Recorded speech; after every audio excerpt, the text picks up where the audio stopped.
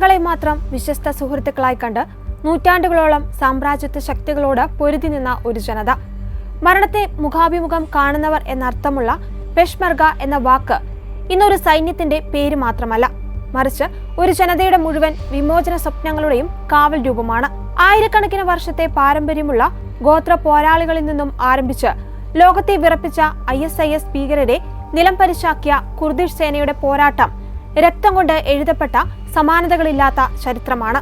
Kurdish ഭാഷയിൽ പെഷ്മർഗ എന്ന വാക്കിന്റെ അർത്ഥം മരണത്തെ മുഖാഭിമുഖം കാണുന്നവർ എന്നാണ്. ഇറാഖിലെ കുർദിസ്ഥാൻ മേഖലയുടെ ഔദ്യോഗിക സൈനിക വിഭാഗമാണിത്. പുരാതന കാലം മുതൽക്കേ പേർഷ്യൻ, ഓട്ടോമൻ സാമ്രാജ്യ ശക്തികൾക്കെതിരെ തങ്ങളുടെ സ്വത്വം നിലനിർത്തുവാൻ മലനിരകൾ കേന്ദ്രീകരിച്ച് പോരാടിയ ഗോത്രവർഗ യോദ്ധാക്കളായിരുന്നു ഇവർ.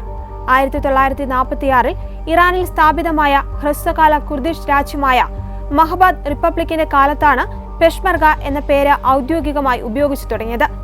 മുസ്തഫ ബർസാനിയുടെ നേതൃത്വത്തിൽ ഈ സൈന്യം സംഘടിപ്പിക്കപ്പെട്ടു. മഹബാദ് റിപ്പബ്ലിക് തകർന്നതോടെ ഇവർ ഇറാഖിലേക്ക് പിൻവാങ്ങി.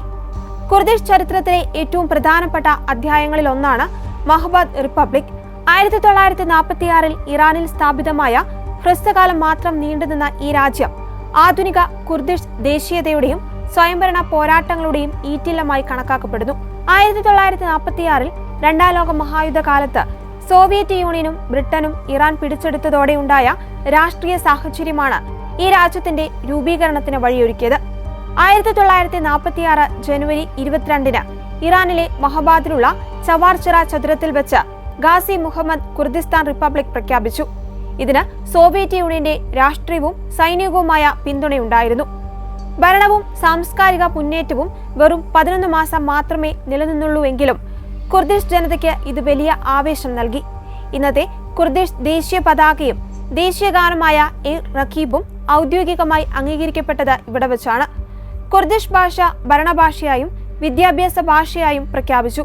പത്രങ്ങളും മാസികകളും കുർദിഷ് ഭാഷയിൽ പ്രസിദ്ധീകരിച്ചു തുടങ്ങി. ഇറാഖിൽ നിന്ന് വന്ന വിഖ്യാത നേതാവ് മുസ്തഫ ബർസാനിയും അദ്ദേഹത്തിന്റെ പോരാളികളും ഈ രാജ്യത്തിന്റെ സൈനിക ശക്തിയായി മാറി. പെഷ്മർഗ എന്ന പേര് പ്രശസ്തമായതും ഇക്കാലത്താണ്. മഹബാദ് റിപ്പബ്ലിക്കിന്റെ നിലനിൽപ്പ് സോവിയറ്റ് യൂണിയന്റെ സഹായത്തെ ആശ്രയിച്ചായിരുന്നു.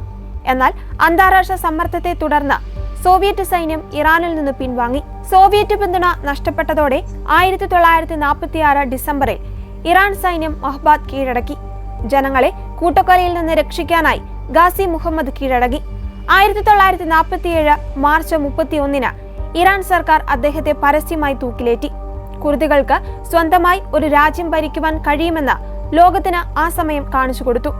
വിവിധ രാജ്യങ്ങളിൽ ചിതറിക്കിടക്കുന്ന കുർദികൾക്കിടയിൽ ഒരൊറ്റ ദേശീയബോധം വളർത്തുവാൻ ഇത് സഹായിച്ചു. ഇന്നും എല്ലാ കുർദിഷ് രാഷ്ട്രീയ പ്രസ്ഥാനങ്ങളും മഹബാദ് റിപ്പബ്ലിക്കിനെ തങ്ങളുടെ പോരാട്ട വീര്യത്തിന്റെ ഉറവിടമായി കാണുന്നു. ഇറാഖിലെ മുൻ ഭരണാധികാരി സദ്ദാം ഹുസൈന്റെ കാലത്ത് കുർദിഷ് ജനതയ്ക്ക് നേരെ നടന്ന ആസൂത്രിത വംശഹത്യയായ അൻഫാൽ ക്യാമ്പയിൻ ഇന്നും ലോക മനസാക്ഷി നടുക്കുന്ന ഓർമ്മയാണ്. 1986 1989 ഇടയിൽ നടന്ന ഈ സൈനിക നടപടിയിൽ 1.5 ലക്ഷത്തിലധികം കുർദികൾ കൊല്ലപ്പെട്ടതായാണ് കണക്കുകൾ. ഇറാഖ് യുദ്ധത്തിന്റെ അവസാന ഘട്ടത്തിലാണ് കുർദിഷ് വിമതരെയും ജനതയെയും അടിച്ചമർത്തുവാൻ ഇറാഖ് ഭരണകൂടം ഈ ഓപ്പറേഷൻ നടത്തിയത്. സദ്ദാം ഹുസൈന്റെ വിശ്വസ്തനും ബന്ധുവുമായ അലി ഹസൻ അൽ മാജിദ് ആയിരുന്നു ഇതിന് നേതൃത്വം നൽകിയത്. ഖുറാനിലെ 8-ാം അധ്യായമായ അൽ അൻഫാൽ എന്ന പേരാണ് ഈ ക്രൂരമായ സൈനിക നടപടിക്ക് ഇറാഖ് സർക്കാർ നൽകിയത്. 8 ഘട്ടങ്ങളിലായാണ് അൻഫാൽ ക്യാമ്പയിൻ നടപ്പിലാക്കിയത്. ഓരോ ഘട്ടത്തിലും കുർദിഷ് ഗ്രാമങ്ങൾ വളയുകയും ക്രൂരതകൾ അരങ്ങേറുകയും ചെയ്തു. ക്രൂരതയുടെ ആദ്യഘട്ടത്തിൽ വ്യോമാക്രമണവും രാസായുധ പ്രയോഗവും നടന്നു. സാധാരണക്കാരായ ജനങ്ങൾക്കുമേൽ വിഷവാതകം പ്രയോഗിച്ചു. ഇതിൽ ഏറ്റവും ഭീകരമായത് 1988 ഹലാബ്ജ കൂട്ടക്കൊലയായിരുന്നു. മിനിറ്റുകൾക്കുള്ളിൽ 5000-ഓളം പേരാണ് ശ്വാസം മുട്ടി മരിച്ചു വീണത്. ഏകദേശം 4500-ഓളം കുർദിഷ് ഗ്രാമങ്ങൾ ബുൾഡോസറുകൾ ഉപയോഗിച്ച് തകർത്തു. കൃഷിയിടങ്ങളും കിണറുകളും നശിപ്പിച്ച് ജനങ്ങളെ അവിടെ നിന്ന് ആട്ടിയോടിച്ചു. പുരുഷന്മാരെയും ആൺകുട്ടികളെയും സ്ത്രീകളിൽ നിന്ന് വേർതിരിച്ച് തടങ്കൽ പാളയങ്ങളിലേക്ക് കൊണ്ടുപോയി.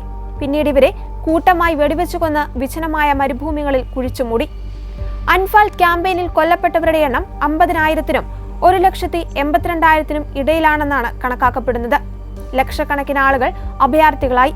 ഇറാഖി കുർദിസ്ഥാനിലെ സാമൂഹിക സാമ്പത്തിക വ്യവസ്ഥയെ ഈ വംശഹത്യ പൂർണ്ണമായും തകർത്തു.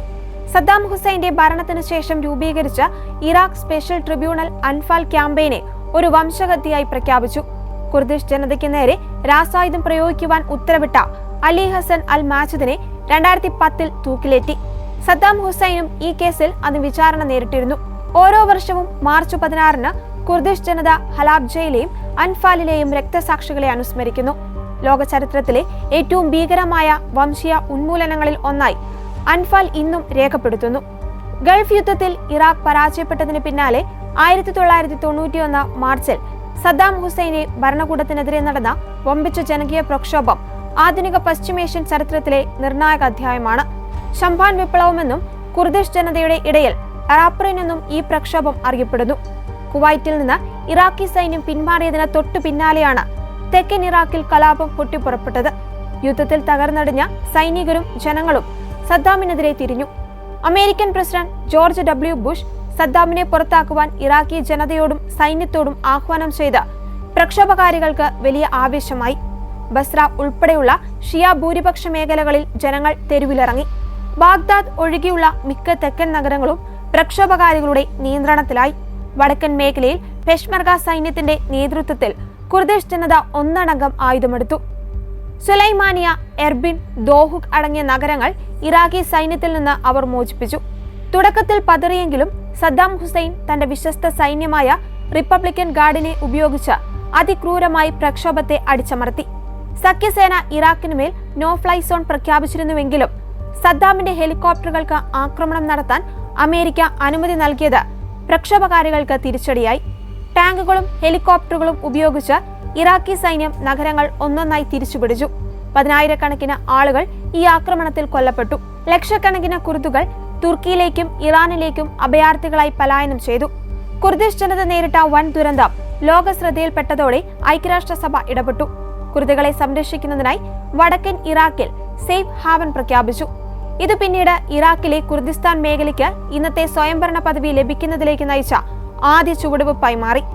1991 പ്രക്ഷോഭം പരാജയപ്പെട്ടെങ്കിലും സദ്ദാം ഹുസൈന്റെ അധികാരം എത്രത്തോളം ദുർബലമാണെന്ന് അത് ലോകത്തിന് കാട്ടിക്കൊടുത്തു. ഷിയ കുർദിഷ് ജനതകൾ അനുഭവിച്ച ഈ ദുരന്തം ഇറാഖിന്റെ രാഷ്ട്രീയ ചരിത്രത്തിലെ ഏറ്റവും വലിയ കൂട്ടക്കൊലകളിൽ ഒന്നായി ഇന്നും ഓർമ്മിക്കപ്പെടുന്നു. 2003 അമേരിക്കയുടെ നേതൃത്വത്തിൽ നടന്ന ഇറാഖ് അധിനിവേശത്തിൽ സദ്ദാം ഹുസൈനെ പുറത്താക്കുവാൻ അമേരിക്കൻ സേനയെ പെഷ്മർഗ സഹായിച്ചു. ഇറാഖിന്റെ പുതിയ ഭരണഘടന പ്രകാരം കുർദിസ്ഥാൻ റീജിയണൽ ഗവൺമെന്റിന്റെ ഔദ്യോഗിക സേനയായി പെഷ്മർഗ അംഗീകരിക്കപ്പെട്ടു. ഇറാഖിൽ സദ്ദാം ഹുസൈന്റെ ഏകാധിപത്യവും ഇസ്ലാമിക ഭീകരതയും അവസാനിപ്പിച്ച് ജനാധിപത്യം പുനഃസ്ഥാപിക്കുവാൻ ജോർജ് ബുഷിന്റെ നേതൃത്വത്തിൽ അമേരിക്ക നടത്തിയ യുദ്ധമാണിത്. ഇറാഖിന്റെ കയ്യിൽ സമൂല നാശകാരികളായ ആയുധങ്ങൾ ഉണ്ടെന്നും ലോകസുരക്ഷ തകരാറിലാണെന്നുമുള്ള അമേരിക്കൻ വാദത്തിലാണ് രണ്ടാം ഗൾഫ് യുദ്ധത്തിന്റെ തുടക്കം. 2003 മാർച്ച് 20 അമേരിക്കയും ബ്രിട്ടനും പ്രധാന സഖ്യകക്ഷികളായ സേന ഇറാഖിനെ ആക്രമിക്കുകയും 2003 മെയ് 1 അധികാരം പിടിച്ചെടുക്കുകയും ചെയ്തു. യുദ്ധത്തിന് ശേഷവും അമേരിക്കയ്ക്ക് തങ്ങളുടെ വാദം തെളിയിക്കാനായിട്ടില്ല. അതേസമയം ടൈഗ്രീസിലും യൂഫ്രട്ടീസിലും ഒഴുകുന്ന ജലത്തിലും ഇറാഖിന്റെ കനത്ത എണ്ണ സമ്പത്തിലും അമേരിക്കയ്ക്കുള്ള താൽപര്യമാണ് യുദ്ധത്തിന്റെ കാരണമെന്നും ഇറാഖികൾ വിമർശിക്കുന്നുണ്ട്.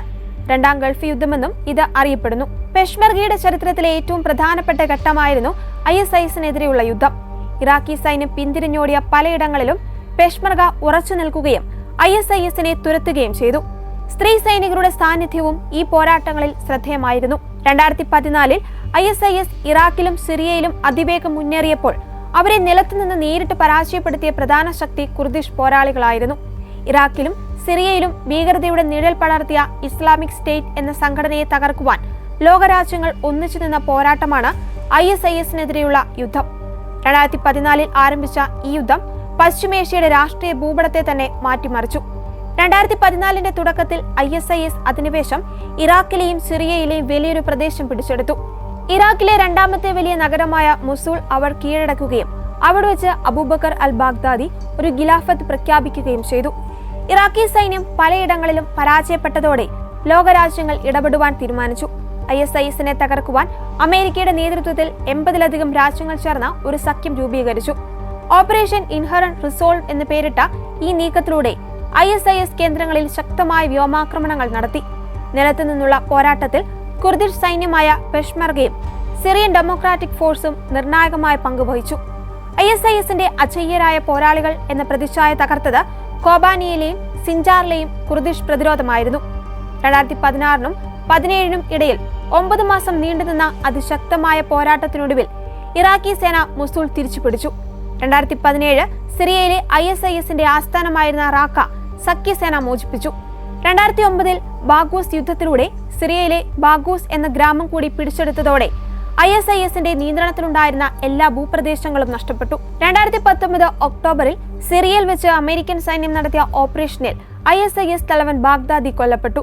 സിറിയൻ സർക്കാരിനെ സഹായിക്കുവാൻ റഷ്യയും ഇറാനും നടത്തിയ നീക്കങ്ങളും ISISനെ ദുർബലമാക്കുന്നതിൽ പങ്കുവഹിച്ചു. യസീദി വിഭാഗത്തിനു നേരെ ISIS നടത്തിയ വംശഹത്യ ലോകത്തെ നടുക്കുന്നതായിരുന്നു. ആയിരക്കണക്കിന് സ്ത്രീകളെ അവർ അടിമകളാക്കി. പൽമിറയിലെ പുരാതന സ്മാരകങ്ങളും മ്യൂസിയങ്ങളും ഭീകരർ തകർത്തു.